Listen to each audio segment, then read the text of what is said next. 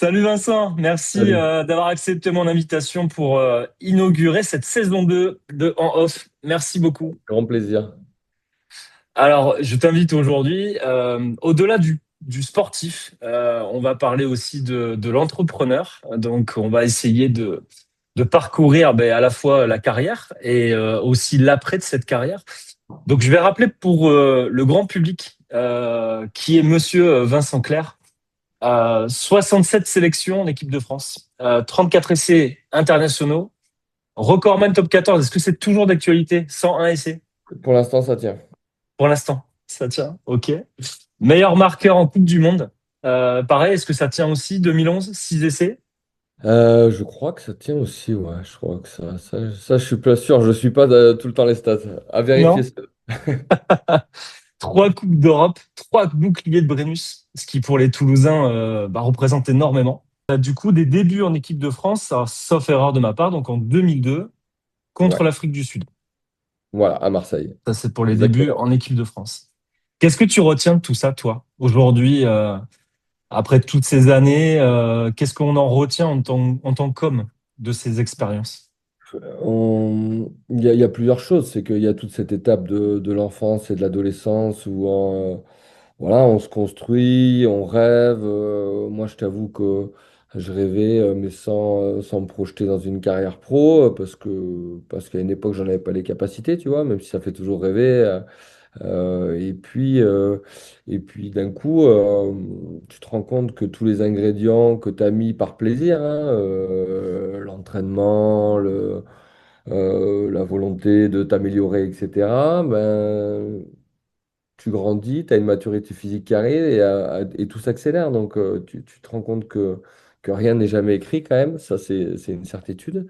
Et puis, d'un coup, tu passes dans une espèce de dimension où il y a une espèce d'euphorie qui s'installe parce que tout s'enchaîne. Tu passes de Grenoble à Toulouse, tu passes de jeunes espoirs à l'équipe de France. Donc, voilà, il y a une espèce d'accélération qui finalement n'est pas la période la plus difficile parce que personne t'attend, tu es insouciant, tout va bien. Et puis après, il y a la période de la confirmation où il faut confirmer, il y a les premières déceptions, etc. Donc forcément, pour revenir à ta question sur l'homme, c'est un accélérateur de vie. Tu Ouais. apprends très vite, tu vis des expériences qui sont, je dirais pas de ton âge, assez rapidement, avec une pression à gérer, avec de Déjà à l'entraînement. l'époque, parce qu'on Ouais, parle beaucoup des jeunes d'aujourd'hui, ouais, avec tu as la t'as un devoir médiatisation. de résultat immédiat. À partir du moment où tu es professionnel dans une structure pro, tu as un devoir de résultat. Et puis tu es entraîné là-dedans. Donc, tu as Bien envie sûr. d'être au niveau. Donc, je dirais que j'ai grandi vite d'un coup,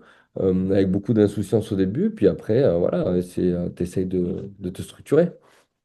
Donc, on va revenir sur l'enfance, du coup, parce qu'on imagine qu'un joueur pro a forcément baigné dans ce sport immédiatement par la famille, l'environnement, etc. Qui était le petit Vincent, du coup, en famille? Est-ce qu'il y avait des gens qui faisaient du rugby autour de toi? Ouais, mon père en a fait longtemps. Il a joué à Grenoble aussi. Donc, D'accord.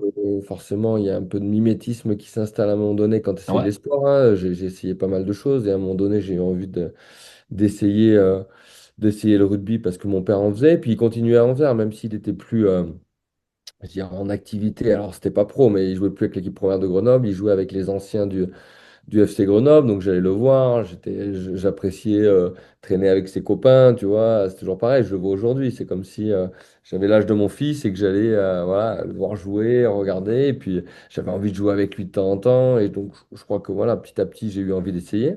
C'est un sport je dirais qu'il m'a pas plu, enfin c'est pas qu'il m'a pas plu, j'aimais bien, mais il a eu un côté, je pense, rassurant très vite pour moi, où quand t'as pas spécialement de qualité physique, ou euh, je trouve que il est très inclusif ce sport, donc d'un Ouais. coup tu trouves une place, même si elle est toute petite dans l'équipe, t'as une place. T'as une place, tu peux faire quelque chose, tu participes au match, etc. Donc Oui, en fonction de tes caractéristiques, tu as ouais, pu trouver quelque chose sur lequel t'épanouir, exactement. quoi. Et puis voilà, puis il y a un déclic au collège, en sixième, où je tombe sur un prof de PS qui s'appelle Yves Bardou, qui est passionné, qui a la bonne pédagogie et qui me fait adorer ce sport. Donc, je suis plutôt quelqu'un d'assez timide, d'assez réservé comme garçon, mais qui adore le sport, qui adore l'extérieur, qui adore être avec les copains, qui aime pas trop être tout seul, qui aime bien partager des choses. Donc je suis tout le temps, souvent dehors avec les potes, à jouer, à faire du foot, du basket, du vélo, des trucs. Pas spécialement du rugby, parce que tu te rends compte que le rugby n'est pas un sport que tu fais entre potes en dehors, ou très peu, quoi. Non. Non, Donc, c'est plutôt le foot, du tennis, du basket, quoi. exactement, du tennis, Ouais. j'en ai fait. Voilà. Donc, voilà, un garçon très normal, on va dire, tu vois, sans qualité exceptionnelle, qui aime le sport, qui aime les copains, qui travaille pas trop mal à l'école, qui est, voilà, et puis qui, petit à petit, euh, ouais, accroche avec le rugby et à partir du collège. D'accord. Par Tes contre, premiers avec toujours, je souvenirs, dirais, une envie, c'est ouais, de ressembler aux meilleurs. Pas les d'accord. meilleurs que tu vois à la télé, tu vois, mais les meilleurs que tu peux avoir dans ta cour de récré, tu vois, de dire, voilà, faut que je serve à quelque chose, faut que je sois bon, faut que je sois choisi dans l'équipe, etc. Faut que j'apporte quelque chose. Donc, toujours avec un peu cette volonté ouais, de m'auto-évaluer et de m'améliorer. Ça a été un moyen aussi d'intégration, le sport, pour toi? Complètement. Ouais, ouais, complètement, Ouais, parce que c'est quelque chose où c'est pas évident, je trouve, et je le vois avec mes enfants aujourd'hui. ouais. La jeunesse, l'adolescence, c'est difficile, hein, en fait. C'est une jungle, hein?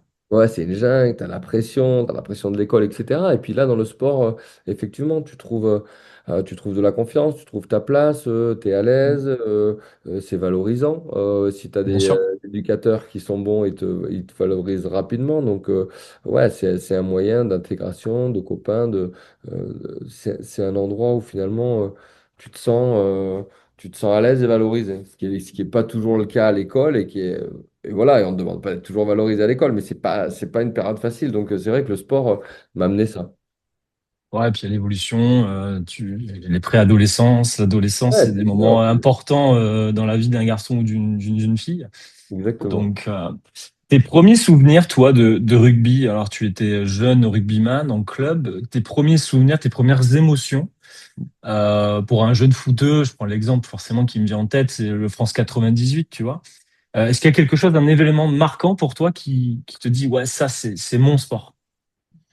Ah, je pense que je dirais 93 parce que euh, je commence à aller au match avec mon père, etc. Et 93, c'est la finale de Grenoble au Parc des Princes contre Castres. Et ça se finit mal, parce ça avait été titré dans l'équipe Hold Up au Parc. Ah ouais. Donc, il y avait eu ouais, un vrai vol sur ce match. Et voilà, et les Grenoblois perdent en finale. Et puis, je me souviens, moi, j'avais donc 12 ans, 11 12 ans. Tu vois, j'étais en larmes dans les tribunes. Donc, quelque part, quand on est à pleurer pour ton équipe parce qu'elle a perdu, c'est que fondamentalement, t'aimes le sport, quoi. Donc, Ouais. j'ai fait le voyage en bus la nuit, tu revenais après pour aller à l'école. Donc, je pense que c'est les premiers événements un peu marquants que j'avais vécu avec mon père à l'époque. À quel moment il y a un déclic de se dire, OK, je suis aujourd'hui licencié à la Fédération française de rugby en tant que jeune joueur. À quel moment on se dit, ouais, j'ai dans les pattes quelque chose qui peut me faire devenir pro? Très, très Est-ce que c'est tard. les autres ou est-ce que c'est toi? Non, c'est moi, je pense. Ouais, Et ça arrive très, très tard. C'est très que tard. il y a une première étape où sans être trop convaincu, je postule au centre de formation de Grenoble. Ouais. Ouais, je dois avoir 16 17 ans. Et puis je l'intègre. Voilà, donc c'est une belle surprise pour moi quand même parce que d'un coup, tu as des sélections, quoi. Tu passes des sélections, tu as des tours, tu as des mecs qui viennent un peu de toute la région. Donc déjà, je pensais pas intégrer le centre de formation, puis je l'intègre. Et là, tu pars dans un cursus de 3 ans où tu es interne, d'un coup, tu quittes la famille, tu es interne, tu as ta chambre, voilà, et tu commences à t'entraîner tous les jours, tu commences à faire de l'athlétisme en parallèle, de la muscu, etc. Donc il y a une première année qui est plutôt bonne, et puis il y a la deuxième année qui en fait est un tournant dans ma carrière, puisque d'un coup, je prends une espèce de maturité physique et d'envol où je fais une très bonne année en junior. Et puis là, je commence à rêver juste juste de jouer peut-être en espoir. Tu vois, je n'en suis pas encore à penser à l'équipe première, je suis intégré, mais quelque part dans un fond de la tête, il dit, ouais, si tu arrives un peu à intégrer les espoirs, peut-être qu'un jour Ouais, tu pourras faire un match en première, mais encore pas dans une vision pro. Et en fait, ça bascule l'été, où je fais cette très bonne année en junior. Je vais pour partir en vacances et le club m'appelle parce qu'il descend en Pro D2. ouais. Fuite de joueurs parce qu'il y avait beaucoup d'étrangers à l'époque et ils appellent plein de jeunes. Moi, ils entendent parler de moi parce que j'avais fait une bonne saison. Et du coup, j'intègre l'équipe première en Pro D2. Donc de là, tu te retrouves, tu te dis, ouais, là, je suis vraiment dans le wagon Pro D2. Euh, J'aimerais bien faire des feuilles de match. Et puis d'un coup, tu commences à faire des feuilles de match, donc tu te projettes. Là, d'un coup, c'est un vrai projet.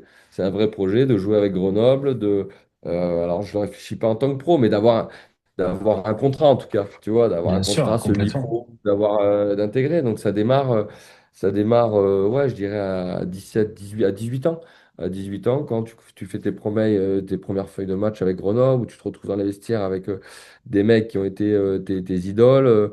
Et puis, comme ça se passera pour le futur, c'est que d'un coup, ça s'enchaîne en fait. C'est que j'enchaîne les matchs, qu'il se passe quelque chose, que d'un coup, je suis sélectionné pour la première fois de ma vie avec l'équipe de France jeune. Moi, j'ai jamais fait le parcours de jeune. Donc là, tu calcules plus en fait. Tu prends les événements les uns après les autres. Tu es un peu insouciant, tu deviens gourmand aussi parce que tu es en Pro D2, d'un coup tu fais Bah, ta bien première sûr. sélection en équipe de France, tu as envie d'y rester en fait. À partir de là, tu as Ouais, envie d'y ouais, ouais. rester, de t'installer et tu réfléchis. Moi, je réfléchissais toujours assez à court terme. J'avais besoin de valider des étapes, donc c'était d'abord faire un premier match avec le tournoi à destination moins de 21, puis faire la Coupe du Monde moins de 21. Donc en fait, c'était des petits objectifs jeunes. Et puis au milieu de tout ça, sur cette fin d'année à Grenoble, bah, il y a Toulouse qui t'appelle, quoi. Donc là, ça paraît irréel parce que d'un coup, ça prend une autre dimension. C'est que là, tu passes dans une idée que tu vas être professionnel de rugby. Et là, t'as quel âge à ce moment-là? Là, donc je fais cette année avec Grenoble, j'ai 19 ans. 19 19 ans, ans, ouais. j'arrive sur mes 20 ans et Toulouse m'appelle là sur l'année de mes 20, 21 ans. Donc là, tu t'apprêtes en fait à quitter finalement le noyau familial, puisque si je comprends bien, tu es issu de la région. Ouais, ouais, mes parents Tu habitent es à 1 dans... kilomètre tu vois, du Voilà, centre de formation, donc c'est pas vraiment, tu vois, même si je pars au centre de formation, je suis pas trop éloigné de la famille. ça va, ouais. Mais en termes il y a des gamins qui arrivent, j'imagine, dans ton centre, ils sont à 200, 300, C'est 400 ça, bornes, exactement. et qui, eux, ont un vrai déracinement et la famille. Toi, c'est quelque chose que tu as eu vivre, mais de façon modérée. Et là, le fait d'avoir cette proposition de Toulouse, est-ce qu'il y a quelque chose qui se passe dans ta tête de te dire, OK, j'ai cette opportunité, néanmoins, je vais quitter les miens? Est-ce qu'il se passe un Ouais. petit truc comme ça ou pas? Au moment du départ, oui, avant la réflexion, honnêtement, elle tourne pas autour de ça parce que tu penses d'abord à l'opportunité. Il y a d'abord un sentiment de trahison et on te le fait ressentir, tu vois, parce que t'es l'enfant du club, tu as commencé à 9 ans, donc il y a des gens qui sont durs, quoi. Et toi, tu as, Ouais, ouais. 19 ans, qui te disent, oh, tu trahis le club, on t'a formé, tu vas partir maintenant, alors qu'on va remonter en top 16 à l'époque. Donc c'est un choix qui est difficile sportivement à faire. Donc le choix, il n'est que sportif dans un premier temps. Et après, quand tu fais le choix, euh, il y a un peu le déchirement de quitter les tiens et tes amis d'enfance, etc. Ton environnement, C'est quoi. dur, parce que euh, tu sais pas à quel rythme tu vas les revoir en fait. Tu Bien sais pas. sûr. Ouais, Parents, je suis ouais, pas ouais. inquiet parce que je sais que ils vont être présents, ma soeur aussi. Donc la famille proche, c'est pas une inquiétude. Par contre, tous les amis, tes repères autour, tu te dis ouais, est-ce que ça va pas être la fin d'une histoire? Et ça c'est dur de partir. Mais après, il y a toute l'excitation de démarrer un nouveau challenge. Donc bon, voilà, ça se compense et puis rapidement. Tu comprends que tes potes, ils vont rester tes potes, qu'ils vont venir te voir, qu'on va s'arranger, quoi. Donc ça va. C'est juste les au revoir qui sont difficiles, mais après, non, une fois que j'ai fait le choix, qui est difficile, qui met du temps à mûrir, je suis dans une surexcitation de démarrer l'aventure et du stress. Pour arriver à Toulouse à l'âge de 20 ans, Euh, Qu'est-ce qui t'attend du coup? Quel est ton premier sentiment dans l'arrivée de ce monde pro qui est beaucoup plus installé qu'à Grenoble, j'imagine? Quel est ton sentiment au début quand tu arrives au Stade En Toulousain? fait, je crois qu'il y a ça qui est assez fou, c'est qu'au début, tout paraît facile, tout paraît naturel. C'est Ouais, que c'est la force de ce club aussi, c'est l'intégration a été absolument exceptionnelle pour moi. C'est que je suis arrivé. De suite, bah, des mecs que je regardais à la télé, que j'avais en poster dans ma chambre. Après, il y avait heureusement un ou deux joueurs, et notamment Grégory Lambollet, que j'avais ouais. côtoyé en équipe de France moins de 21 ans, donc qui de suite a été euh, la personne qui m'a intégré le plus facilement. Puis après, il y avait des joueurs de ma génération, Frédéric Michalak, Clément Poitrenaud, Nicolas Jean-Jean. Ces joueurs-là qui m'ont accepté comme coéquipier et comme copain, et puis les anciens qui ont eu un rôle très important, Xavier Garbajosa, Michel Marfin, Mylène Tamac, enfin tous, Yann Delegue, etc. Enfin tous en fait ont été. Tu dois montrer, tu sens que tu dois faire tes preuves hein, Bien sportivement, sûr, tout à fait. même parce que tu arrives dans un grand club, toi t'es personne, t'es un petit jeune. Même s'ils ont plus ou moins entendu parler de toi, parce qu'ils sont curieux, tu vois, ils disent ah, c'est qui arrive. Naturellement, hein, quand il y a quelqu'un qui arrive dans un club, tu te dis, tu te renseignes un peu. Mais bon, il y a besoin de prouver un peu l'entraînement. À partir du moment où ils ont vu que l'état d'esprit, l'investissement, et puis que rapidement, j'ai eu la chance de jouer, de faire des matchs amicaux, que ça s'est bien passé, bon, t'es intégré de suite. Ils savent que voilà, t'as quelque part un peu validé je dirais, Oui, ton t'as ton niveau passeport, quoi. T'as sportif, été voilà, t'as ton Toulousain. passeport.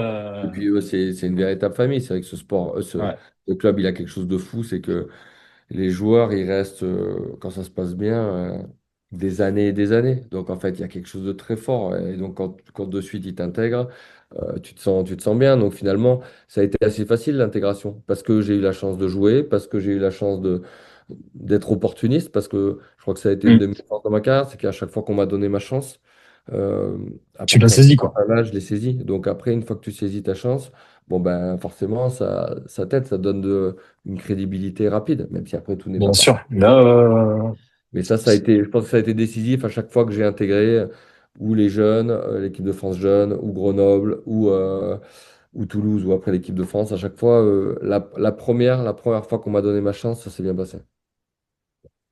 aujourd'hui, ce qui est assez marrant, c'est que quand j'en parle autour de moi, je dis voilà, j'ai Vincent Clerc qui sera en interview. Les gens pensent que tu es Toulousain. Ouais, c'est vrai. La nouvelle génération, en tout cas, hein, les moins de 35 ans, Ouais. pense que tu es Toulousain. C'est incroyable. Tu vois à quel Mais point l'intégration a été réussie. ouais, ben, en fait, je me disais l'autre jour, j'en parlais avec ma femme, j'ai vécu plus de temps en fait maintenant à Toulouse qu'à Grenoble, donc c'est assez fou en fait, ça, parce Oui, que tu ne vois pas passer le temps quand même, et ouais, notamment, non. on voit déjà pas passer le temps, et quand tu as cette carrière de pro où tu as une espèce de parenthèse de 16-17 ans qui passe à 3000 à l'heure, d'un coup tu te Ouais, retournes, tu as fait 17 ans de carrière, tu as ouais. fait 15 ans déjà au stade, donc en fait, voilà, sur 44 C'est ans de vie. incroyable, hein. C'est Ouais, incroyable. ouais. Donc C'est en fait, incroyable. oui, c'est vrai que aujourd'hui, j'ai plus vécu à Toulouse qu'à Grenoble. Je suis grenoblois, je suis toulousain grenoblois. Est-ce que durant cette carrière, on va parler de Toulouse et un petit peu de Toulon, est-ce que tu as eu des moments de peur? Est-ce qu'à un moment donné, tu te dis, OK, cette blessure-là, elle peut peut-être enrayer ma trajectoire? Est-ce qu'il y a un événement, une défaite ou quelque chose qui vraiment t'a marqué? Euh, Défaite pas trop, parce que Ouais, tu es tellement dans une dynamique où tu joues tout le temps, en fait.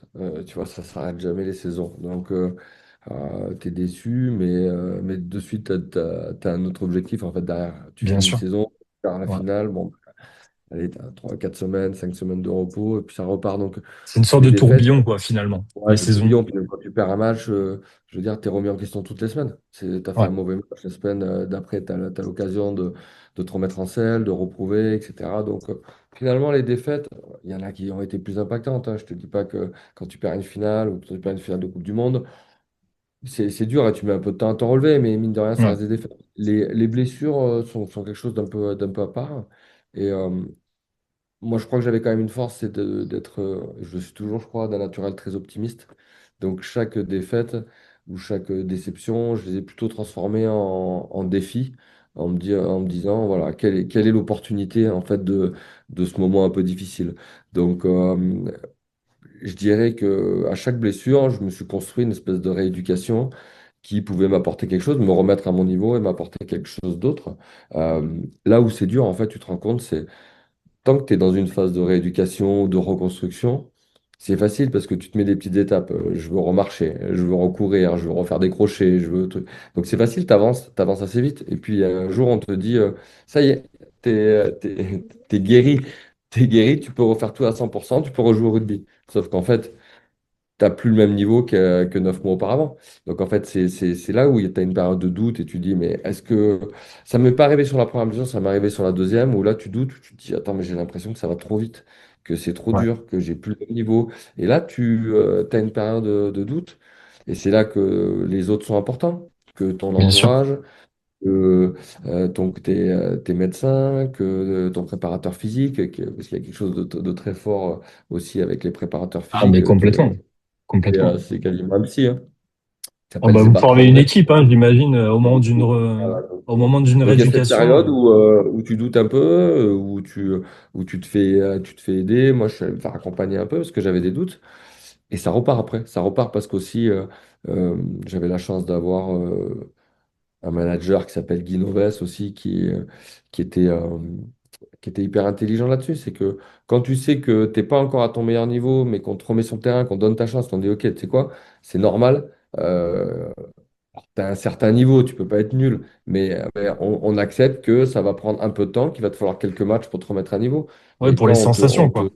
on te donne je dirais, l'opportunité de faire des erreurs, d'échouer, et c'est important parce que du coup, tu Bien peux y sûr. repartir à 100% parce que tu sais que même si tu n'es pas encore à 100%, on a quand même confiance en toi et qu'on te remet le pied à l'étrier. Donc, ça a été, voilà, je dirais les moments les plus durs, c'est les blessures, la blessure en fin de carrière à Toulon où tu sais pas si ça va stopper net ta carrière ou si tu vas rejouer derrière. Donc, ça, c'est des moments de doute parce que d'un coup, là où tu as l'habitude d'être en collectif, Ouais. tu te retrouves tout seul. En fait, C'est tu te entre toi et retrouves tout toi, quoi. seul à travailler tout seul, à être en marge du groupe, même si tu es toujours là, bah voilà, tu n'as plus le même rythme qu'eux. Tu ne pars plus le week-end avec eux à l'hôtel, tu joues plus avec eux, tu t'entraînes plus avec eux. Donc, c'est des moments qui sont un peu déstabilisants, mais qui m'ont vraiment apporté parce que voilà, la première année, bon, une première blessure, ça va. La deuxième blessure, je suis parti aux États-Unis m'entraîner avec des footballeurs américains. La troisième blessure, je suis allé m'entraîner avec Jacques Piacenta, qui était une sommité dans l'athlétisme, qui a entraîné des champions olympiques. Donc en fait, j'y ai trouvé à chaque fois une opportunité de découvrir d'autres choses. De Donc grimper ça a aussi. été plutôt bénéfique. Et puis de lutter contre tes croyances, tu sais, Ouais. quand tu es blessé. Quand tu es à l'aile, on va te dire, ah, ça y est, il est fini, ah, il recourra pas vite, ou il est trop vieux, il reviendra pas. Donc, j'ai toujours bien aimé ce petit mode de défi, de dire, OK, ben, moi, je vais prouver qu'on peut quand même y arriver. Est-ce qu'il y a un moment donné dans ta carrière où tu t'es senti invincible? Et vraiment, tout pouvait se dérouler autour de toi. Euh, Chaque ballon, tu le récupérais, chaque ballon te permettait d'aller marquer l'essai. Ouais, il y a eu plusieurs fois, mais il y a notamment les débuts, en fait. Où, en fait, les débuts, tu te dis, t'enchaînes les matchs, t'enchaînes les essais, il y a des titres, et tu joues en équipe de France. Et en fait, effectivement, à un moment donné, tu te dis, mais. Ouah, c'est pas si dur que ça, en fait, le haut niveau, tu vois. Tu te dis, Ouais, ouais, parce ouais. qu'il y a une espèce de. Je pense qu'il n'y a pas de prise de conscience que c'est dur. Il n'y a pas de prise de conscience au début que l'échec peut arriver. Mais en fait, ils ont une espèce d'euphorie qui est, alors, hyper bénéfique parce que tu es complètement libéré, tu tentes des choses que tu tenterais pas si tu avais un peu plus conscience des choses. Mais tu te remets pas trop en question non plus. Donc à un moment donné, il y a forcément un mur qui va arriver. Mais c'est vrai qu'il y a une période au début où c'est une euphorie totale. L'année qui passe de Pro D2 à première sélection en équipe de France moins de 21 ans, à l'arrivée à Toulouse, à l'équipe de France, le titre de champion d'Europe. En fait, il y a un an et demi où tu as l'impression qu'il peut rien De t'arriver. voler. Ouais. Ouais, et donc c'est assez magique. Après, il y a des périodes dans ma carrière où je me sentis hyper bien, où tout allait bien, et ça j'en ai eu beaucoup, heureusement, dans ma carrière. Mais c'est plus pareil, parce que tu as conscience que c'est fragile, qu'il faut bosser, que voilà. Donc à partir du moment où tu conscientises un peu les choses, que tu sais C'est le que terme ça que peut, j'avais en tête, ouais. Ouais.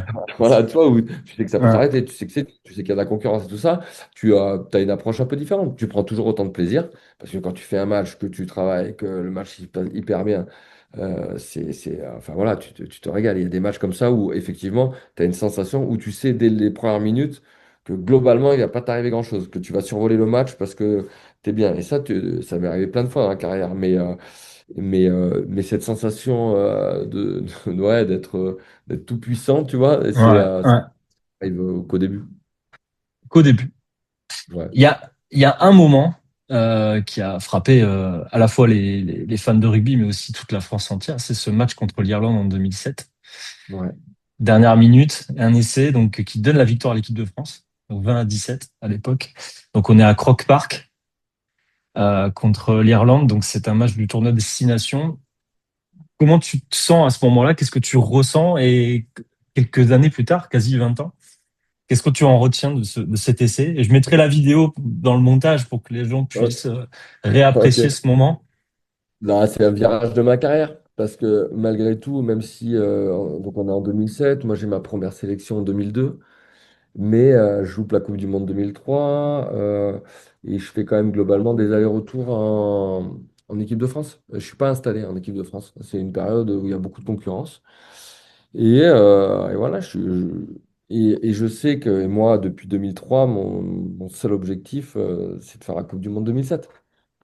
En France en plus. Et donc du coup, et je sais que c'est ma dernière opportunité. Parce que si je sais que je suis pas encore dans les papiers et que si je fais pas un gros match, je partirai pas à la Coupe du Monde. Donc j'ai cette opportunité. C'est un match un peu particulier parce que c'est la première fois que le rugby à 15 joue dans ce stade, puisque historiquement, les Irlandais ne voulaient pas qu'il y ait un sport anglais dans ce stade.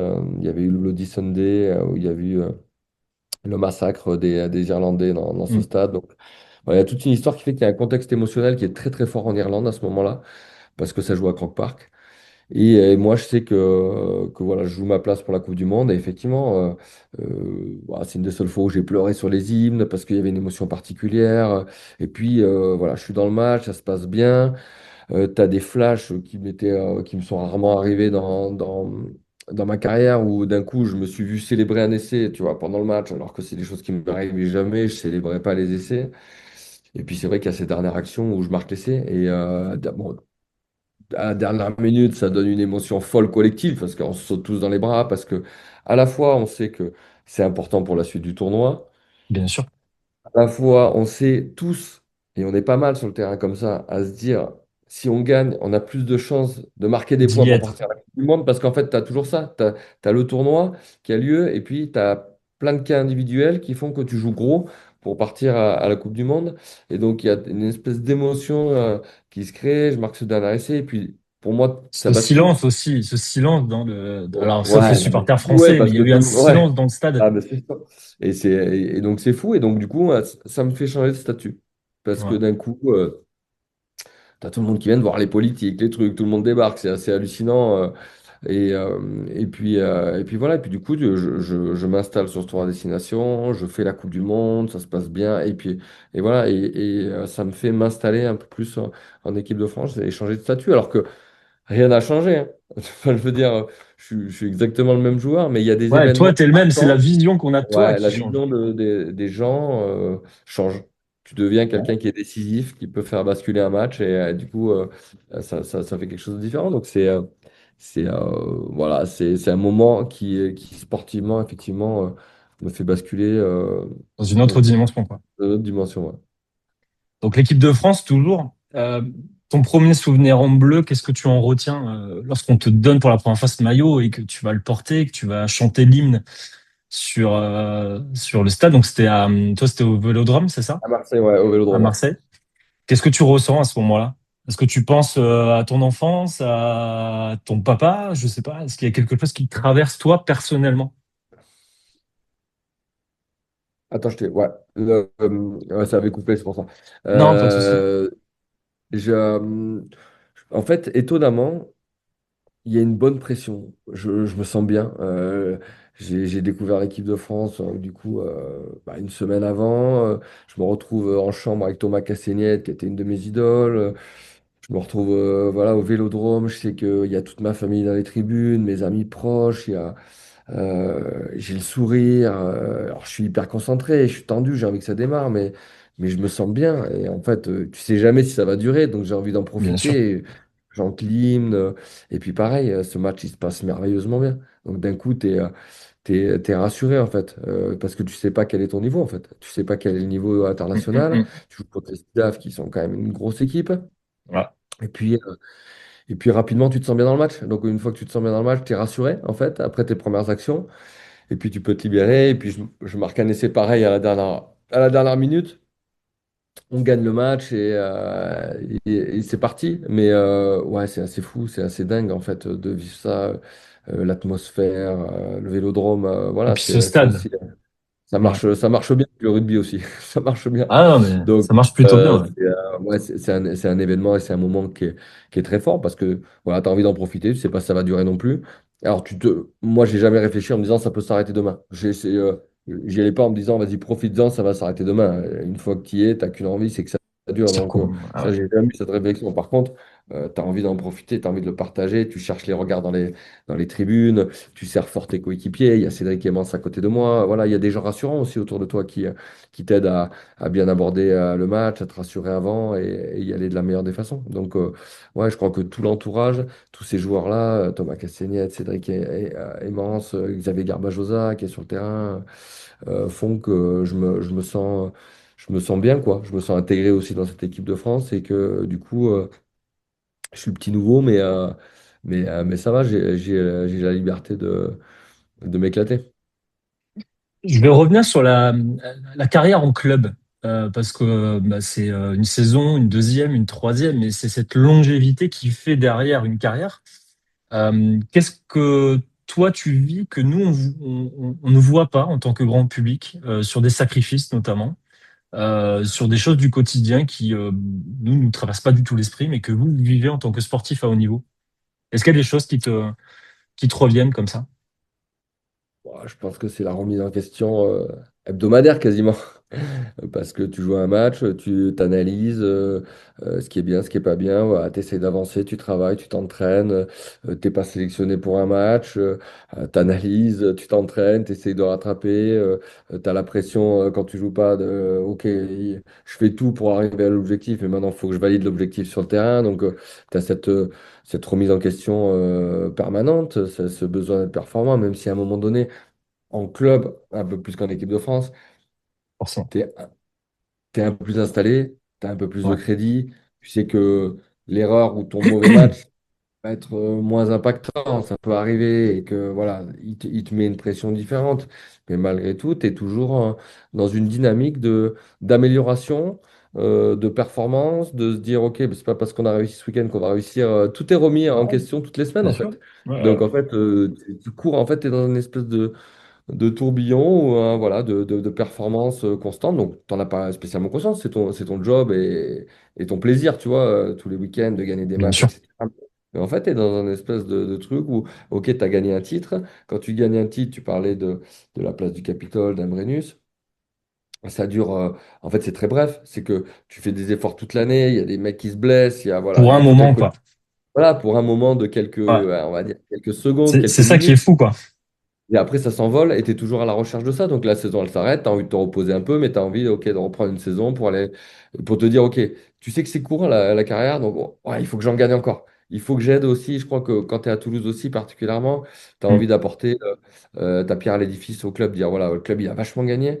Moi aussi, j'ai envie de dire que, J'ai enfin, envie de d'être faire partie des inscrit, quoi. générations qui ont gagné des titres, Ouais, qui ont ouais, ouais. aidé le club à grandir et à rentrer encore un peu plus dans la légende. Donc en fait, tu es dans une espèce voilà, de dynamique toujours où tu es en marche en avant et puis le club impulse ça, quoi. Les coachs, les joueurs.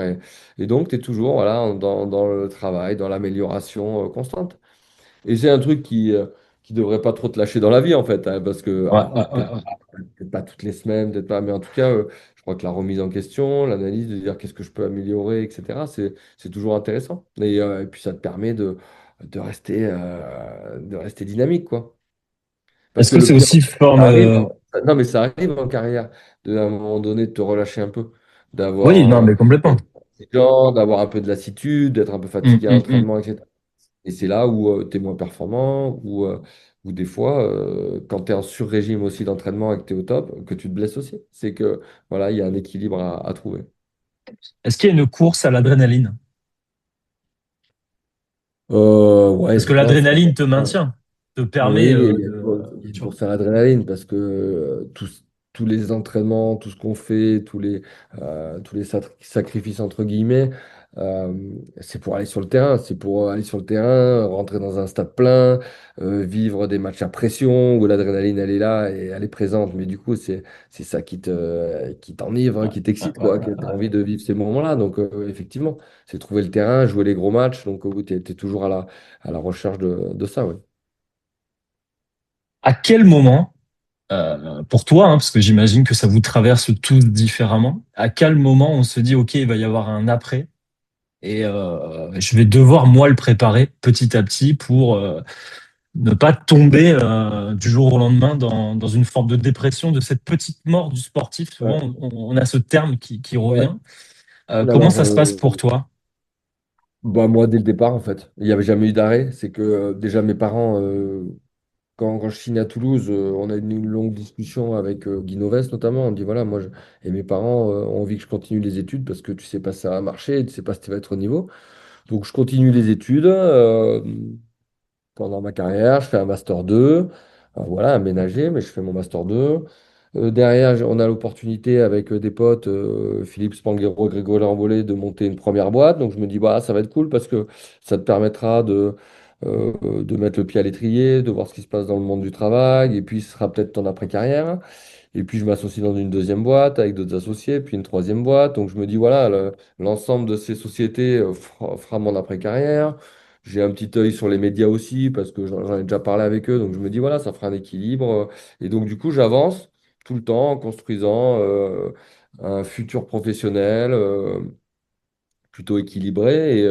Et du coup, c'est pour ça que je joue longtemps. Je pense qu'aussi, Ouais, euh, j'ai joué jusqu'à 37 ans, parce que du coup, comme il y avait quelque chose qui m'attendait derrière, je me disais, OK, il y a quelque chose qui t'attend derrière, donc profite-en jusqu'au dernier moment, tant que tu as envie, tant que tu as l'énergie. Voilà, tu t'investis à 200%, puis le jour où tu décideras d'arrêter, ça s'arrêtera. Voilà, mais ce sera ton choix. C'est ce qui s'est passé aussi. C'est pour ça que ouais, même s'il y a eu de l'adaptation en fin de carrière, j'ai pas eu l'impression de vivre de petites morts. J'ai arrêté, j'étais soulagé parce que il y avait eu une blessure un an auparavant. Je réussis à faire une dernière année qui aboutit. Voilà, j'arrête sereinement. Donc, même si après, bon, voilà, il y a quand même une année qui est difficile parce qu'il faut retrouver ton organisation, il y a plein de choses. Puis moi, je décide de changer de voie finalement parce que ouais, même si tu construis plein de choses, la vérité, c'est que quand tu arrives en fin de carrière, tu sais pas à quoi tu es bon, est-ce qu'il va te plaire, est-ce qu'il va te motiver, etc. Donc, il y a à un moment donné un changement de direction. ouais, Mais du coup, j'avais préparé des choses. Donc, en fait, voilà, c'est fait naturellement. Mais je l'ai fait pourquoi? Parce que je l'ai toujours entendu. J'ai toujours entendu des joueurs. J'ai été entouré de joueurs comme Yannick Bru, Thomas Castagnède, Jérôme Casalbou, des gens qui, en fait, avaient déjà construit, par exemple, leur après-carrière. Donc, eux, ils étaient à un âge plus avancé que le mien. Donc, ils avaient vécu une partie de leur carrière qui n'était pas pro. Donc, ils avaient anticipé tout ça. Mais ils m'avaient toujours dit, anticipe, c'est mieux. Et en fait, je les écoutais. Et je pense que c'est ouais. important parce que, au contraire, ça ne t'empêche pas d'être performant sur le terrain, je pense. Non? Tu sais que c'est pas ta priorité parce que la priorité c'est le rugby, mais c'est compatible en aménageant les choses. Et je pense que ça t'amène beaucoup sur ta fin de carrière, beaucoup de sérénité quand à l'approche de ta fin de carrière. Donc en fait, ça s'est jamais arrêté. Donc ça s'est fait un peu naturellement et c'est venu au début de l'inquiétude de mon entourage, de mon éducation qui m'ont dit ah, continue au cas où parce que. Et je me suis rendu compte que ça te laisse les pieds sur terre aussi. C'est que quand Ouais, tu fais des aussi. études, j'avais pas une pression de fou parce que je savais que si je ratais, je pouvais aller en rattrapage, etc. Mais tu restes connecté avec des étudiants, avec des gens qui vivent la vraie vie, la difficulté du monde du travail, des études, etc. Donc c'était bien de rester connecté. Tu parles de ton arrivée dans les médias. Qu'est-ce qui se passe parce que c'était pas ton métier d'aller commenter des matchs, de devenir consultant, d'être sur un plateau de télé notamment. Qu'est-ce qui se passe lorsque tu dois commenter l'actualité de joueurs avec qui tu as pu partager des émotions peut-être? Comment tu te positionnes à ce moment-là, au tout début? Moi, j'adore ça, parce que c'est ça aussi qui m'a fait, je pense, basculer sereinement dans la suite, c'est que j'ai pas complètement déconnecté avec le rugby et le commentaire permet d'être proche du terrain, de continuer à les voir, de profiter aussi de l'ambiance rugby. Quand tu es joueur, tu essaies de te mettre un peu dans ta bulle. Bien sûr. Donc tu loues plein de choses. Et Ouais, quand ouais, ouais, tu ouais.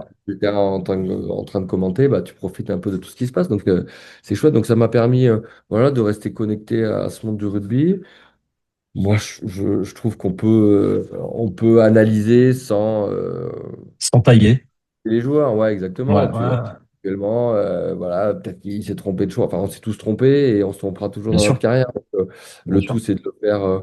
On parle beaucoup de bienveillance. Je sais pas si c'est de la bienveillance, mais en tout cas, de le faire très factuellement. Moi, si des joueurs, je sais combien c'est dur de jouer au rugby, je sais combien c'est dur d'être toujours performant. Donc, le droit à l'erreur, il est normal. Le tout, c'est de l'analyser, de faire comprendre à celui qui regarde qu'est-ce qui aurait pu être mieux fait, en fait. Bien sûr. Voilà, Ouais, ouais, que le ouais, ouais. choix il était peut-être ailleurs et c'est pas une attaque personnelle sur le joueur. Donc C'est voilà, une j'essaie analyse, c'est pas un jugement, quoi. voilà, c'est pour ça que Ouais, ouais. essaie de garder Mm, voilà, mm, ce mm. côté exactement analyse et ça se passe plutôt très bien. Et je prends énormément de plaisir parce qu'il y a encore beaucoup de joueurs de cette génération avec qui j'ai joué. Donc c'est un vrai plaisir de les côtoyer. Donc l'après-carrière, donc toi, tu le prépares durant la carrière. Euh, Plusieurs sociétés de montée. Qu'est-ce qui t'anime dans le fait de monter des structures? Est-ce qu'il y a des sujets en particulier, des domaines de prédilection de ton côté? Non, au départ, c'est plutôt le sport santé, etc. C'est quelque chose qui m'intéresse. Donc j'oriente plus.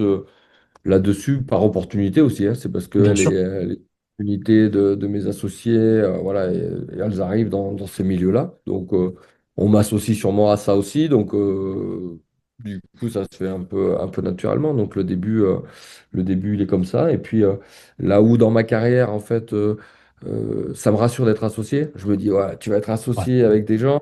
Donc, ça sera plus facile sur ton après-carrière que d'être tout seul, de redémarrer à zéro, etc., de prendre des risques.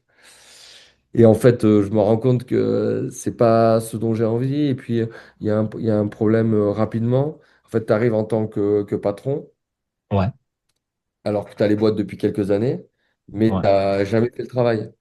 ouais, Donc, il y a rapidement, en fait, un sentiment de légitimité qui est pas là et ouais, qui est un peu difficile en fait.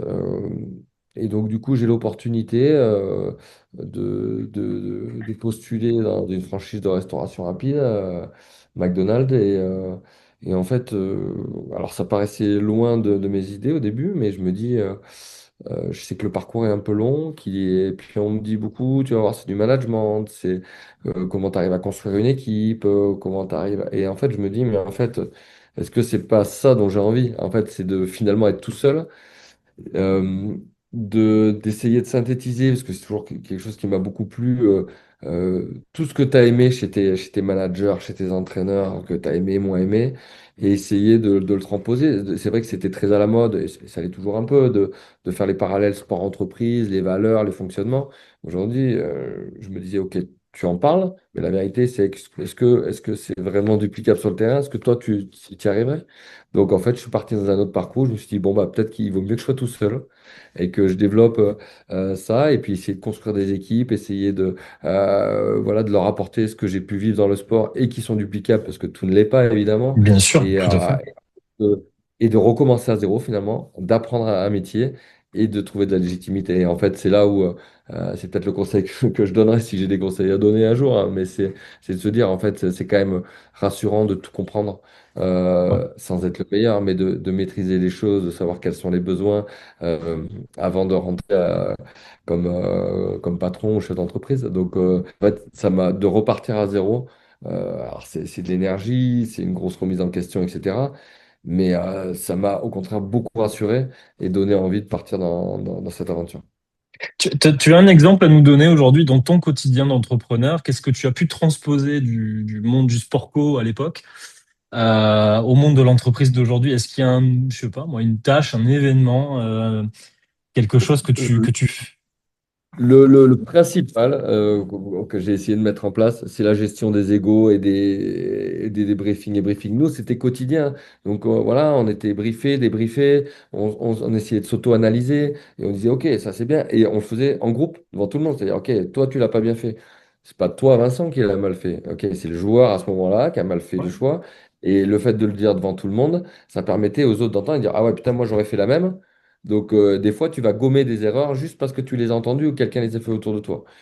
Et c'est pas évident Ouais. d'avoir une critique devant d'autres personnes, de s'auto-évaluer, et voilà. Et donc, en fait, je crois que la première chose qu'on a essayé de mettre en place, c'est de dire, OK, on va essayer d'instaurer des briefings, des débriefings, à quel point c'est important là, de valoriser aussi, d'être positif, de pas dire que quand c'est pas bien, Ah, il faut aussi de dire quand c'est bien, hein. voilà, Ouais, tout à exactement. fait. Donc en fait, je crois que ça a été la première chose et de dire, OK, quand on s'adresse à toi ou quand on parle de quelque chose qui peut être amélioré, ils sont jeunes, c'est Ouais, de dire, ouais. attention, ne prends pas perso toi et la personne. On parle de ton poste sur le terrain. Et ça, c'est quelque chose qui a mis du temps, mais qui est aujourd'hui, je pense, quelque chose qui est nécessaire pour que les gens ils progressent, ils avancent et que l'entreprise avec. Donc je crois que ça a été une des premières choses.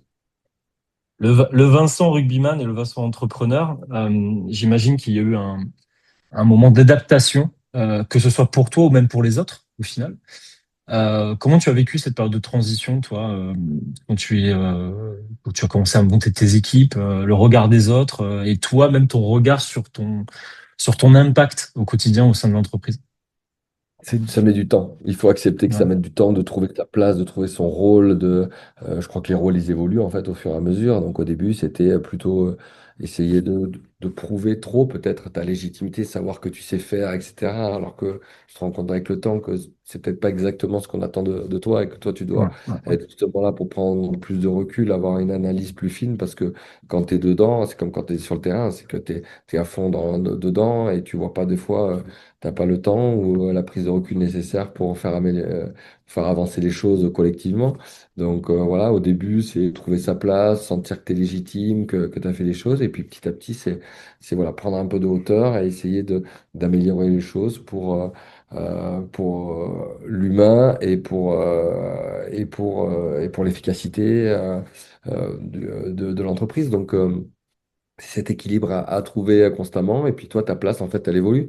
C'est que Ouais. aujourd'hui, je suis pas le chef d'entreprise que j'étais il y a 4 ou 5 ans. Il y a des choses qui évoluent, que j'apprends. J'apprends beaucoup, évidemment. Je me suis trompé plein de fois, je me trompe encore. Mais effectivement, le sport m'a apporté ça. C'est que voilà, j'essaie de ne pas reproduire les erreurs. C'est ce que j'essaie de leur apprendre aussi. Et puis j'avance. Donc c'est chouette. Et puis encore une fois, je suis pas tout seul. C'est que même si je suis tout seul en entreprise, je suis dans un réseau de gens qui, comme j'ai pu découvrir au rugby, qui m'ont intégré, sur qui je peux m'appuyer, demander des conseils, échanger avec eux. Et donc ça, c'est quand même rassurant aussi de te dire que au fond, même si tu gères tout seul, voilà, t'es pas tout seul.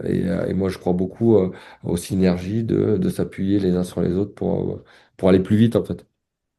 Est-ce que le monde du rugby, en l'occurrence pour toi, à l'époque, t'a préparé à ton après-carrière ou est-ce que ça s'est passé entre toi et toi finalement? Indirectement, ouais, alors, ça te prépare, je dirais, si tu as envie, si tu t'ouvres à la préparation. Si on rencontre des chefs d'entreprise tout le temps, on est dans un milieu où il y a, enfin, c'est une entreprise, hein, Ouais. le Ah, c'est rugby. une entreprise. Ouais.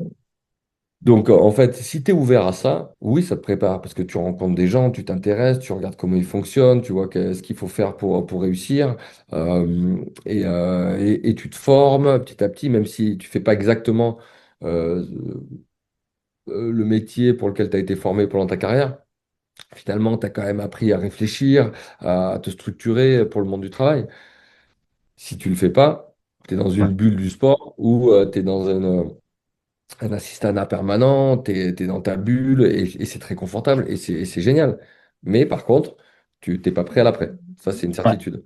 Donc, et ça passe vite. Parce qu'une fois que tu arrêtes, voilà, ça va vite. Alors que non, je pense que quand tu es très ouvert, quand tu es un peu curieux, et je trouve que cette génération, elle a une qualité folle, c'est qu'elle est très curieuse de l'après, du business, du monde qui l'entoure, de l'entreprise, de l'humain, et vraiment, elle est très intéressée par ça, alors qu'elle n'a Ouais. jamais été aussi pro, paradoxalement. Non, mais Et, c'est ça qui est. Mm. je crois qu'il faut être très ouvert, en fait. Mais ça, c'est vraiment quelque chose de très personnel, en fait. Oui, le rugby peut te Bien sûr. préparer si, parce qu'on est encore dans un monde où il y a beaucoup de partenaires, donc beaucoup de chefs d'entreprise autour de toi, beaucoup de métiers différents. Donc, si tu as envie de poser des questions, aller faire une immersion, c'est très facile. Mais Et en voilà, plus, faut en avoir la j'imagine volonté. que tu es bienvenu parce que tu représentes aussi quelque Exactement, chose bien sûr, c'est bien vu. Mais et ça que reste vraiment, je ça crois, aide. une démarche. Ça reste une démarche personnelle Ouais, parce qu'on peut pas te l'imposer et qu'on a bien beau te sûr. dire vas-y, prends-toi, etc. Si tu n'en as pas envie, tu n'en as pas envie. Donc je crois que ça te prépare si tu en as envie. Tu nous parlais tout à l'heure d'une relation qui était forte avec Guy Noës, qui a été ton coach principal finalement sur l'ensemble de ta carrière. Comment se passe la transition entre le Stade Toulousain et Toulon à l'époque? Comment tu le vis, toi? Parce que c'est finalement le Stade Toulousain le club d'une vie, j'ai envie de dire, par Ouais. rapport à ce qu'on voit, en tout cas sur ton historique. Comment tu le vis, toi, ton départ de Toulouse à l'époque? C'est un déchirement parce que je m'y attends pas, parce que c'est pas ma volonté, que c'est pas mon choix, que voilà, que ça se passe assez violemment. Donc voilà, euh, c'est c'est un moment difficile, je suis triste. Voilà, donc puis ça n'englobe pas que moi. C'est que c'est ça aussi qui est dur, c'est quand tu dois dire à ta femme on part, tu dis à tes enfants on part, on change d'école. Voilà, il y a tout qui fait que qu'à la sortie tu te blesses, hein, parce qu'il n'y a pas de hasard.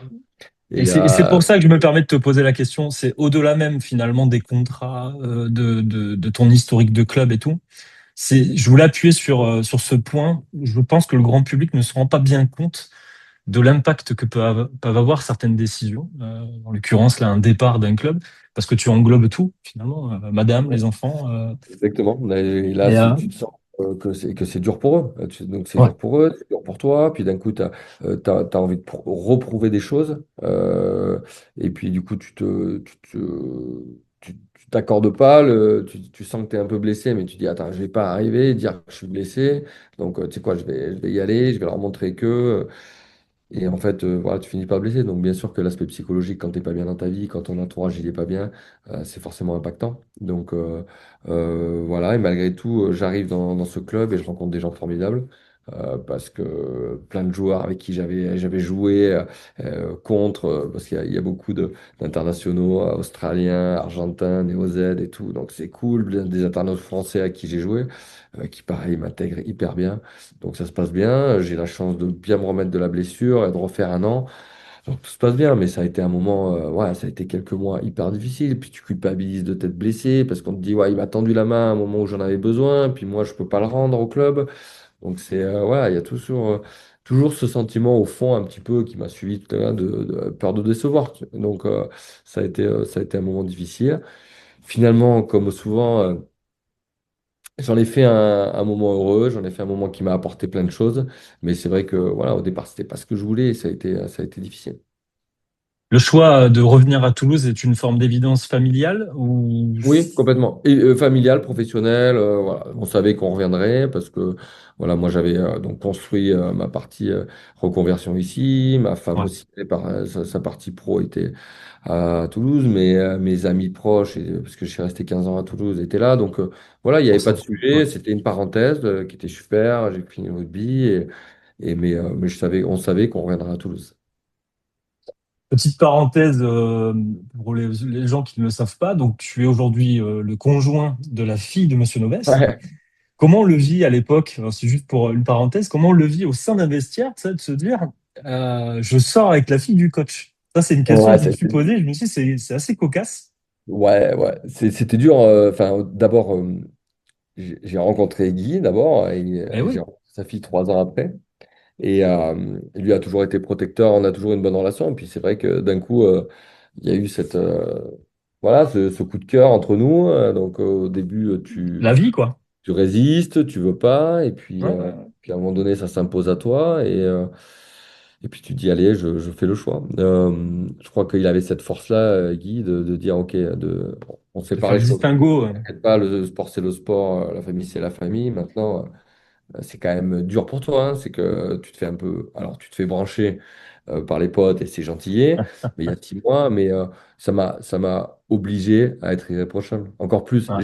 j'avais plutôt cette qualité-là d'être bosseur, de me remettre en question, mais là encore plus. C'est-à-dire, je ne pouvais pas accepter et lui non plus, de dire voilà, je vais jouer parce que je suis avec la fille du coach. Donc en fait, ça a renforcé mon appétit pour m'entraîner, être irréprochable, à me dépasser. Et il a toujours bien scindé les choses. On a vécu les choses avec beaucoup de pudeur pendant 10 ou ouais, jusqu'à la fin de carrière, pendant plus de 10 ans, où on se voyait pas en dehors. Voilà, on se voyait déjà 2 fois par jour. Et du coup, on a vraiment gardé, dans un premier temps, cette relation joueur-entraîneur. On s'appréciait déjà avant, donc c'était le cas. Et puis voilà, au bout d'un moment, c'est même moi qui lui disais, quand j'ai eu mon premier enfant, ma première fille. Ah, tu sais quoi, on peut se croiser plus souvent en dehors, c'est pas grave en fait. Ça fait maintenant, ça fait 10 ans, t'as une petite fille, voilà, mais bon, mais c'est vrai qu'on a beaucoup cloisonné les choses jusqu'à ma fin de carrière.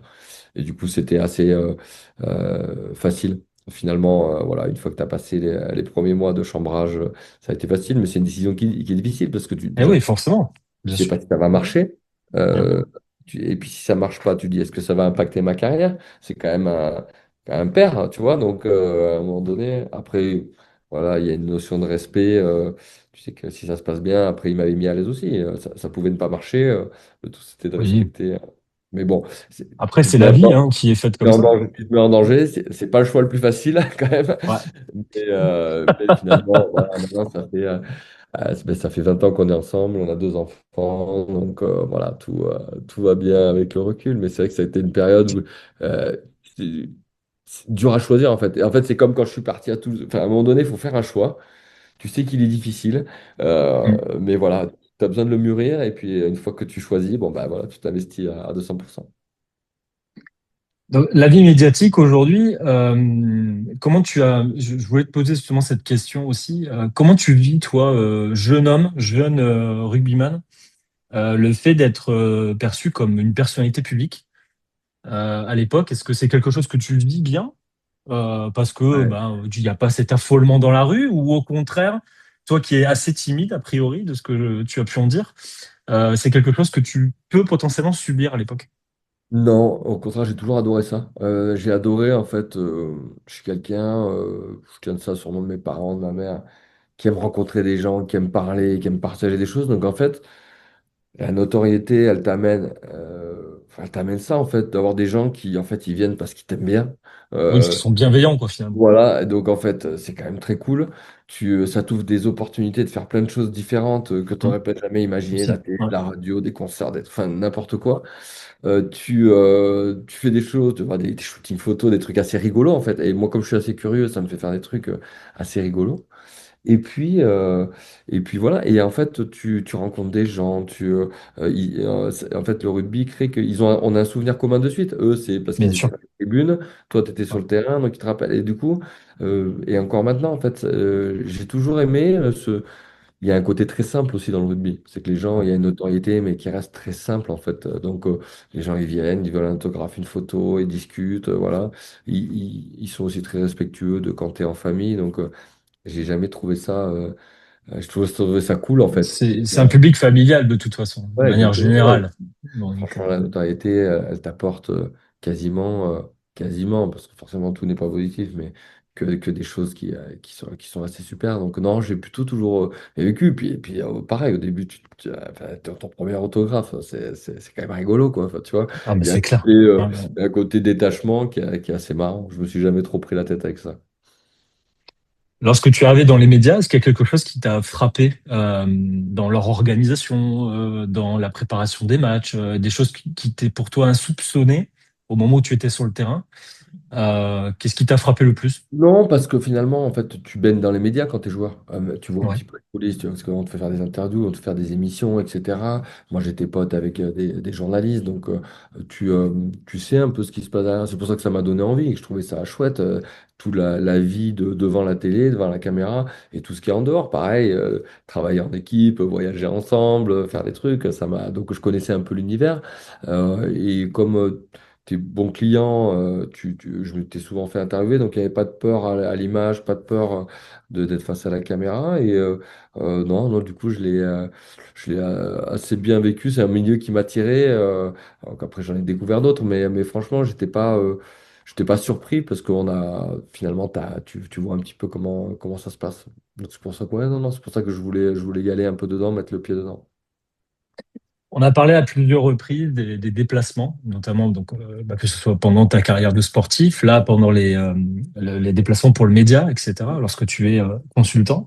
Lorsqu'on est papa et qu'on laisse, j'imagine, pendant des stages de préparation, des déplacements à l'étranger, etc., les enfants, est-ce que tu as le sentiment de laisser passer certaines choses parfois? Comment tu le vis, toi, en tant que sportif à haut niveau? Honnêtement, non. C'est dur pour l'entourage, tu vois, et pour ta femme. Moi, je sais que l'année de la Coupe du Monde, quand ma fille est née, bah, j'ai été absent, allez, 2, 3 mois sur le tournoi, 4 mois entre la préparation physique et la Coupe du Monde. Donc, c'est dur, mais en fait, tant que tu es en carrière, c'est très égoïste, hein. C'est Ouais, ouais, que, ouais, ouais. c'est que bah, t'es dans enfin, t'avances, T'es t'as dans un ton truc, t'avances, entraînement, quoi. t'as un truc, t'as pas Mm. le choix, en fait. Donc, Ouais, quand ouais. t'as pas le choix, bien sûr que ta famille, elle te manque, mais c'est comme ça en fait. C'est pas toi qui choisis, tu as choisi ça, ça se passe bien. Là où c'est plus dur, ça a été l'après. Et aujourd'hui, c'est qu'aujourd'hui, les absences, c'est moi qui les choisis, c'est moi qui m'organise. C'est plus Ouais. pareil. C'est plus pareil. Donc là, au début, j'étais trop absent et là, je culpabilisais parce que j'avais l'impression de louper des choses parce que c'est moi qui avais choisi d'être absent pour tel ou tel rendez-vous, pour telle ou telle opportunité. Donc là, ça a été plus dur. Et ça l'est encore aujourd'hui. Aujourd'hui, j'ai plus de mal à vivre mes absences avec les enfants que par le passé. Et puis parce qu'ils étaient beaucoup plus jeunes aussi. Victor était pas né, mon fils. Donc voilà, au début, ils étaient toutes petites. Donc quand ils sont petits, je pense que c'est moins impactant. Et puis voilà, quand tu choisis pas, c'est moins impactant. Quand tu fais des choix, qu'ils ont grandi, qu'ils te le verbalisent, etc. Donc là, voilà, j'essaie de trouver le bon équilibre parce que c'est plus dur aujourd'hui finalement qu'en pleine Ouais, parce carrière. qu'ils ont conscience des choses aujourd'hui. Lorsqu'ils ont Ouais. un an ou deux, bon. Et puis des fois, euh, voilà, toi, si ça, enfin moi aujourd'hui, si d'un coup je me retrouve dans un endroit où je me dis, mais attends, ça n'a pas de sens, ouais. ça ne m'apporte rien C'est professionnellement ça qui ou doit être le plus dur, je pense. voilà, tu dis OK. Et donc j'essaye maintenant de gommer tout ça, tous ces rendez-vous inutiles. Mais quel que soit notre niveau, hein, finalement, que ce soit toi en tant que carrière à Exactement. l'époque pro ou dans les médias ou même un salarié, un chef d'entreprise, lorsqu'il laisse sa famille, s'il y a un laps de temps, il se dit, OK, quel est le sens de ma journée? Est-ce que franchement, il vaut pas mieux que je dépasse ces heures-là avec mes C'est enfants? sûr. Essayer d'être efficace. Donc, Chérif, on te pose plusieurs questions pour terminer l'interview. Si tu avais une table, 6 chaises, et tu invites 5 personnes avec toi à partager un bon moment, 5 célébrités avec qui tu aimerais échanger, quelles seraient ces célébrités? Ça, j'aurais dû le préparer. Ouais. Ah, Il y en a un que j'adore et que j'ai eu la chance de rencontrer. Voilà, c'est Jean-Jacques Goldman. C'est vrai que voilà, j'ai eu plein de souvenirs avec lui. J'ai eu la chance de le rencontrer, etc. Mais voilà, c'est une personnalité que j'aime bien. J'aime ses textes, j'aime son humilité. ouais, Bon, j'aime beaucoup. En deuxième, on va mettre qui? On va mettre ouais, Thomas Pesquet, que je connais aussi, ouais. parce que voilà, univers de fou. Donc, tu te dis, ouais, c'est assez dingue en fait de vivre ça. Et pareil, il a cette proximité avec les gens, vulgariser les choses pour que tu comprennes, se mettre à ton niveau. Voilà, donc ça pourrait être ça pour commencer. Qui c'est qu'on pourrait mettre avec 6? Putain, c'est beaucoup 6, hein. Ah, tu Euh, es le sixième, donc t'as 5 invités. C'est toi le sixième.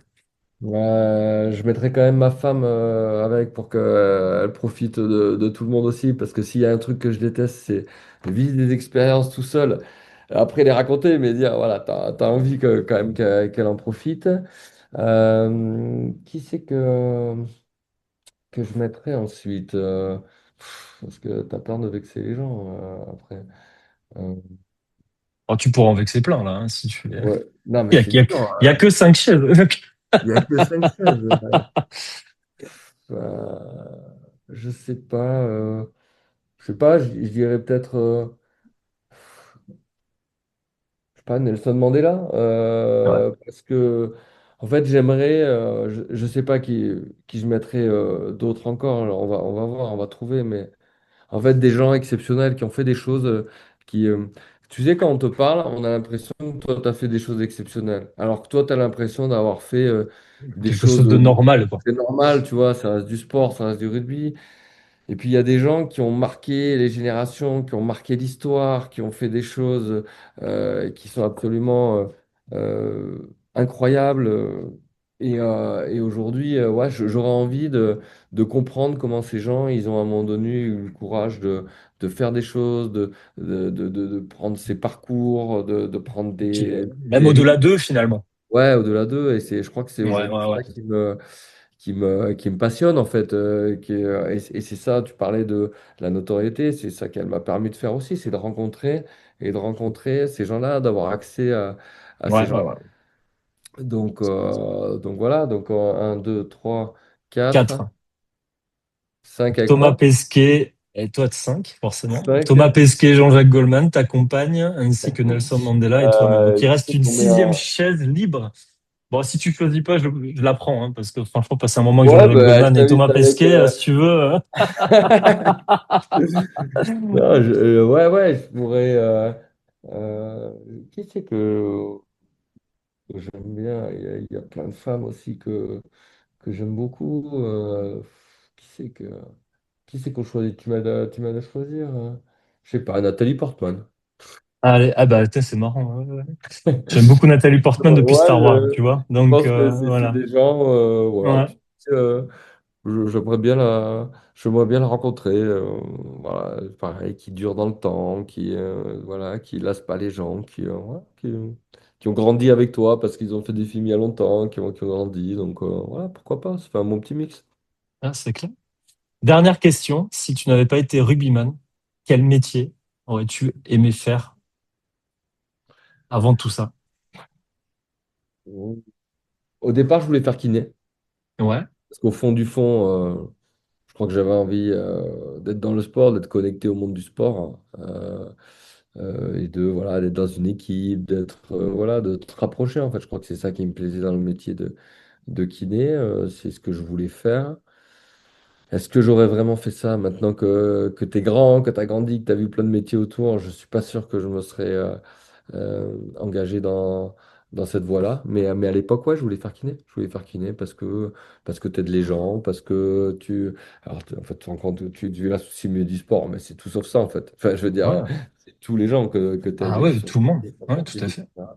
Ouais, ouais. Donc voilà, donc ouais, c'était ça de prime abord, c'était mon objectif. Puis c'est un métier, au fond, qui représente pas mal de choses que tu as indiquées depuis tout à l'heure. C'est un métier d'étape, kiné. Ouais, c'est vrai. Tu Tu vois? fais, et tu as un résultat instantané, tu aides les gens, tu les Ouais. soignes, tu les soulages. Ouais, c'était ça. Merci Vincent pour ta Merci à toi, gentillesse, ta très agréable. disponibilité et puis peut-être à bientôt. À très vite, il y a des chances. Ciao, ciao. Ciao.